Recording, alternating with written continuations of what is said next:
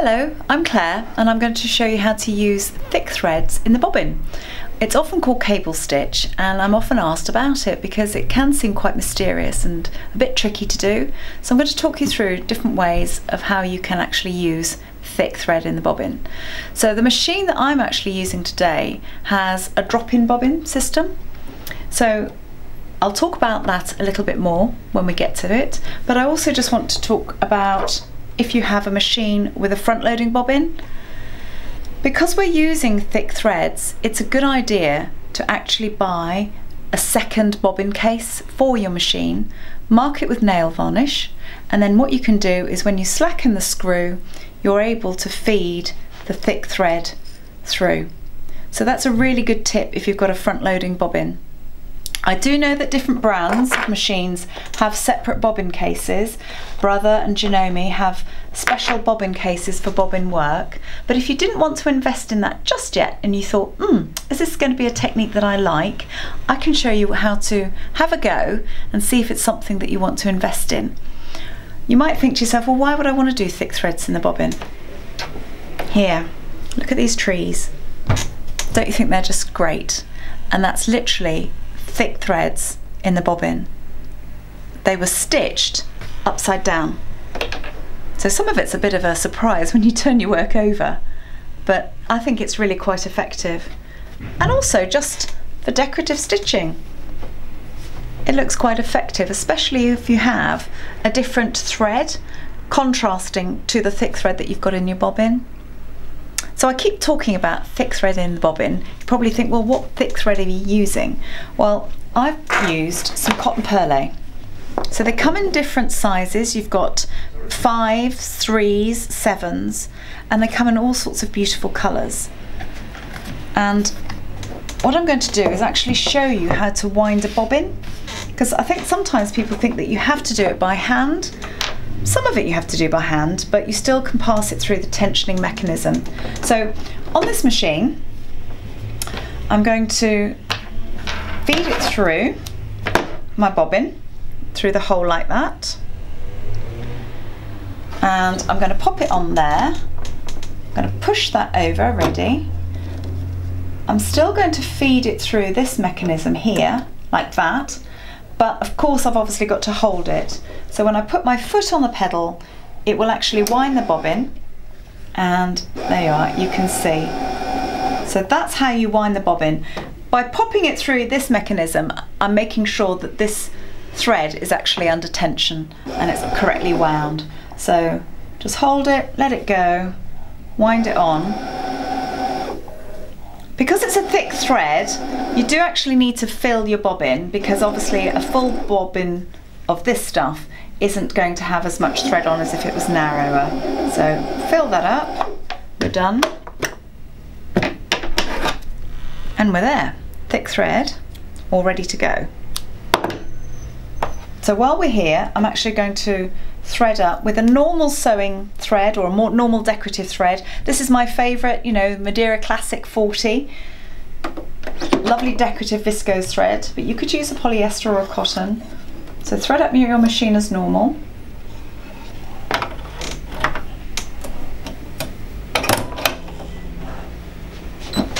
And here we are, this is where we pop in the bobbin. Now normally, you have to make sure that you go into the tensioning mechanism. Well, I actually don't want to muck about with my bobbin case. So if you have a drop-in bobbin like this, this is what you can do to bypass the mechanism and just give this technique a go.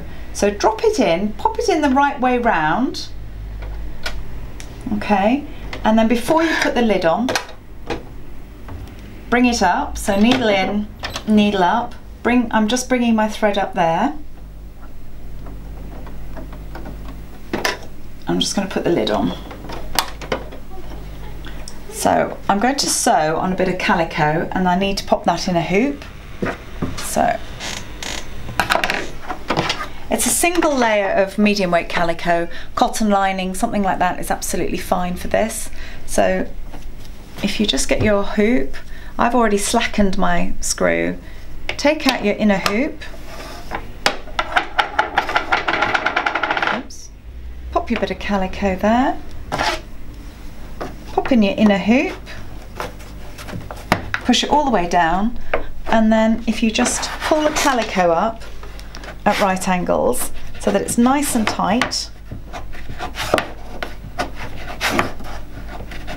and then just tighten the screw. Use a screwdriver if it gets a bit tricky. Now you're ready to go. So what I've done, I've actually got my thick thread just poking out the back that way, and I haven't done anything else with tension or anything. I'm just all threaded up, ready to go. Because the bobbin hasn't got any tension on it whatsoever, what you do need to do is to make sure that you go at a steady speed. If you speed up or slow down, you can actually end up with it where the system sort of goes at you. That's the best way I can describe it.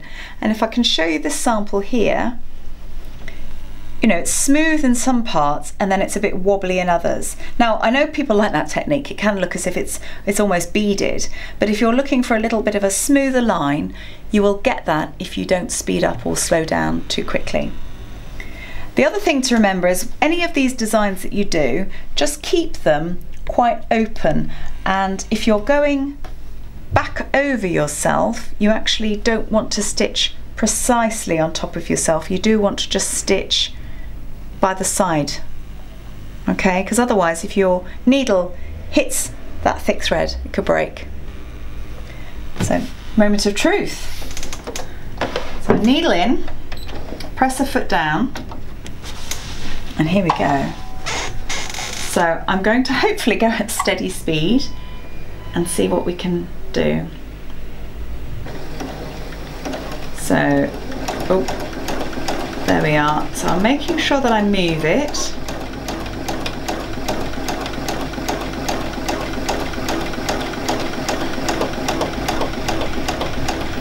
And I'm going to do a curl, and then I'm just coming to the side of it, so I'm not directly back on myself. And I'm going to just do a leaf. Of course, because this is the reverse of your work, you could draw on the back of it if you had a design that you wanted to follow. There's nothing to stop you. Oh, try not to speed up.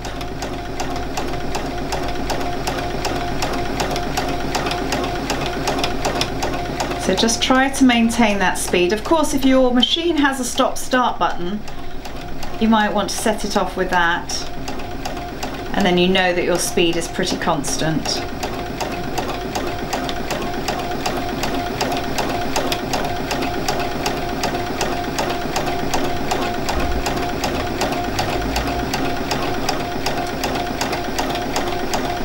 I'm just going to go down here. And I'm going to stop. Now, I know this machine has got a thread cutter, and I normally would say, yep, cut the thread, but because of the thick thread, don't suggest you do that. Just bring your needle up and lift the presser foot lever and then just cut it. This is a big reveal. This is very exciting. Oops. So, oh, hang on. So we've just got a bit of thread there, but if I just cut that, look at that.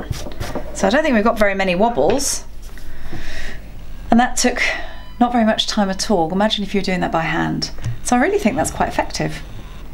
So another way in which you can use thick threads in the bobbin is I've got a sample here, and people often ask me how on earth I've done this. That's thick thread in the bobbin, and how it's been done is by putting some Vilene or thin felt in a hoop, and you start in the center and you very, very carefully go round and round and round. It's a bit tedious, to be fair. I mean, I got bored doing this size, so you can imagine how I had to be patient to do something that big. But when you've done it, cut it out of the Vilene or the felt, and then you are able to sort of pull it into shape, and then you can actually stitch it to your piece of work and stuff it. So that's another way of using thick thread, but it's also great for doing trees. Now with the trees, you just need to make sure that you're doing sort of little wiggles, almost in a sort of vermicelli way, where you're not actually crossing over yourself. And that way, you get these lovely trees. So I hope you enjoyed watching the video. If you did, please give us a thumbs up, and if you'd like to see more, then please subscribe. But of course, if you've got any questions or you're not sure about anything, just write below. We'd love to hear from you. It's great to keep in touch. See you again. Bye bye.